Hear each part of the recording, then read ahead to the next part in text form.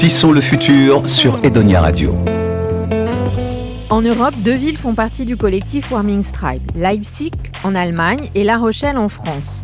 Une frise aux couleurs du climat est peinte au sol, ici c'est quai de la Georgette à La Rochelle. Elle nous montre l'évolution du climat, chaque bande verticale représente une année et sa couleur indique l'écart par rapport à la température moyenne.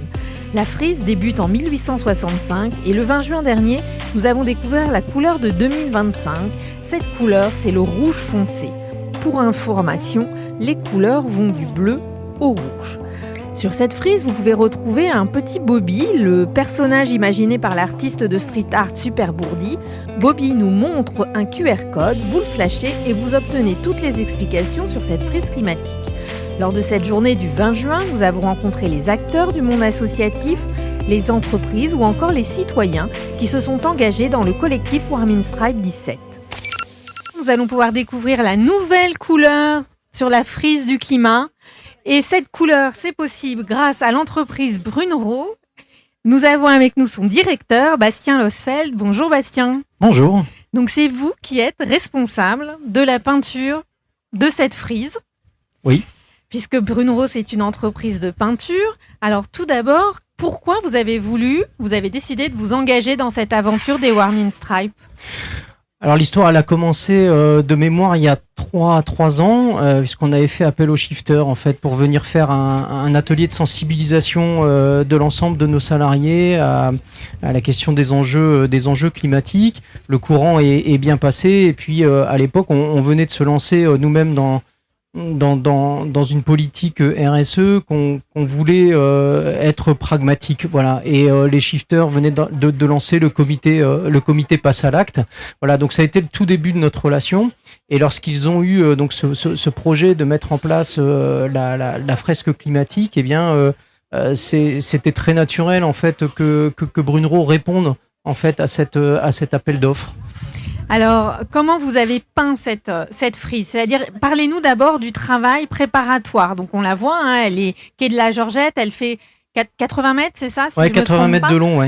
Mais évidemment, on n'arrive pas avec son pinceau et on peint pas comme ça tout de suite. Quel travail il y a eu pour qu'elle reste dans le temps, qu'elle survive au climat C'est vrai marin. Que quand on la regarde, ça paraît très basique, oui. Et même enfantin, puisque ce sont jamais que des bandes parallèles, voilà, de différentes couleurs. Techniquement, il y a eu beaucoup de défis à relever. Le premier, c'était le support, parce que voilà, sur ce quai de la Georgette, c'est un béton désactivé, comme on peut le voir. Donc, il y a beaucoup d'aspérité. Il fallait qu'on lisse tout ça. Donc, il a fallu qu'on fasse un gros travail en fait de ponçage déjà de ce béton. Mais on recreuse un peu. Oui, c'est ça. On a étêté en fait tous les cailloux. Et puis ensuite, l'autre défi, c'était d'arriver en fait à assurer un niveau de productivité qui était intense, parce que il y avait de mémoire 180 bandes à faire. On avait 3 semaines. Ah oui. Donc fallait faire un certain nombre de bandes chaque jour. Et en fait, on pouvait pas les enchaîner les unes derrière les autres dans l'ordre chronologique, parce que à chaque fois qu'on change de couleur, il faut nettoyer les outils, etc. Donc en fait, on avait fait le choix de faire toutes les bandes. On prenait une couleur et on faisait toutes les bandes à l'intérieur de la fresque. Donc certaines étaient parfois éloignées les unes des autres, ce qui fait que la fresque s'est construite un peu comme ça. Mais notre défi, c'était absolument d'arriver à garder le parallélisme en fait entre les trucs, parce que le risque, c'était qu'au fur et à mesure, il y ait des décalages qui se créent, et qu'arriver sur les dernières bandes, en fait, on se rende compte qu'elles ne soient pas parallèles, quoi. Voilà. Après, c'est une peinture spéciale, parce il va falloir qu'elle résiste au temps qui passe. Oui. Là, on a été chercher un produit chez notre partenaire Triflex, voilà, qui est en fait une résine de sol, une résine PMMA, parce qu'effectivement, dans le cahier des charges, il y avait cette notion de durabilité. Et même si on aurait bien voulu le faire avec des produits, j'allais dire, plus environnementalement friendly, comme on dit, là, en l'occurrence, c'était pas possible, parce qu'aujourd'hui, on est très adepte chez Brunro des peintures biosourcées, mais c'est malheureusement pour l'instant technologiquement limité, essentiellement à l'intérieur. Et c'était pas possible d'envisager de faire la fresque comme ça. Ou alors il aurait fallu la refaire à peu près tous les 2 mois, ce qui n'était pas l'idée. Et l'air marin, ça joue aussi sur le choix de la peinture ? Ouais, bien sûr. On avait toutes les contraintes possibles et imaginables liées à l'environnement de La Rochelle, un environnement salin, un environnement venteux. Et puis surtout, l'idée c'était que la fresque soit un lieu de passage. Donc il fallait que ce soit un lieu de passage pour les piétons et aussi pour les vélos. Voilà, donc là on est vraiment sur des peintures de ultra solides et visiblement on a fait le bon choix parce que je m'étonne toujours de voir que un an après finalement elle est quasiment comme au premier jour, elle a pas été détériorée. C'est quelque chose qui vit évidemment, donc on a quelques traces d'usage, mais rien qui est rédhibitoire, en tout cas mécaniquement elle est pas abîmée. Vous me parliez de peinture biosourcée. Vous pouvez nous expliquer ce que c'est ? Les peintures biosourcées, en fait, c'est tout simplement des peintures dans lesquelles on a remplacé des composés pétrochimiques par des composés qui sont issus de la biomasse. Voilà. Typiquement, dans la peinture, vous avez des huiles. Donc vous pouvez mettre de l'huile pétrochimique, mais vous pouvez aussi mettre de l'huile de colza, de l'huile issue du lin ou des choses comme ça. Ce que ça permet, ça change pas grand-chose en fait technologiquement, mais ça permet tout simplement d'abaisser en fait l'empreinte carbone sur la durée de vie de la peinture. Voilà, donc quand on dit peinture biosourcée, il faut un peu se méfier parce que quelque part ça n'a rien de bio, faut pas la boire.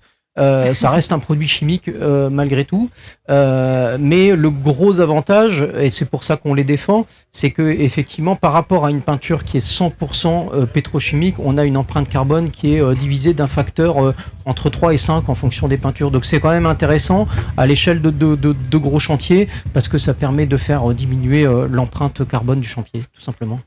Si on revient à la politique RSE de chez Brunro, donc vous nous parliez de la conférence des shifters, mais sinon, ça se traduit comment des faits concrets ? En fait, on s'est donné 4 axes de travail. Le premier, ça a été de recourir le plus possible à des peintures biosourcées, mais aussi des matériaux, parce qu'on fait de la peinture, mais on fait aussi de l'isolation thermique par l'extérieur. Et sur les isolants, on peut avoir des isolants biosourcés. Donc voilà, donc on s'est donné comme objectif aujourd'hui que ça représente à peu près 25% de nos achats d'intrants. On s'est lancé aussi dans une politique d'électrification de notre parc au fur et à mesure du renouvellement. Donc ça, c'est un projet qui va s'étaler sur 10 à 15 ans. On a considérablement aussi développé tout ce qui était tri de nos déchets d'activité. Voilà, donc aujourd'hui, toutes nos peintures sont ramenées, tous nos pots de peinture, qu'il y ait des restes dedans ou pas, sont ramenés sur notre site. Ils sont triés. Et puis ils intègrent une filière qui s'appelle Récupo, en fait, qui assure un traitement, parce que là c'est pas du recyclage malheureusement, un traitement au moins qui soit conforme, j'allais dire, aux normes environnementales. Et puis plus généralement, on n'a pas que les peintures comme déchets, on a des palettes, on a des cartons, on a des plastiques, on a tout le polyane, c'est les films plastiques qu'on utilise pour faire la protection.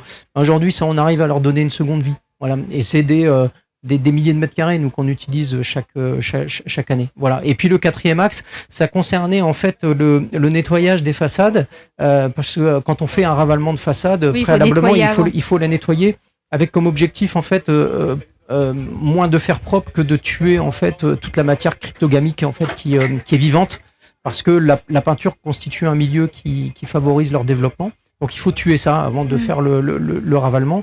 Donc typiquement il existe des produits qui sont à base de chlore en fait et qui permettent de faire.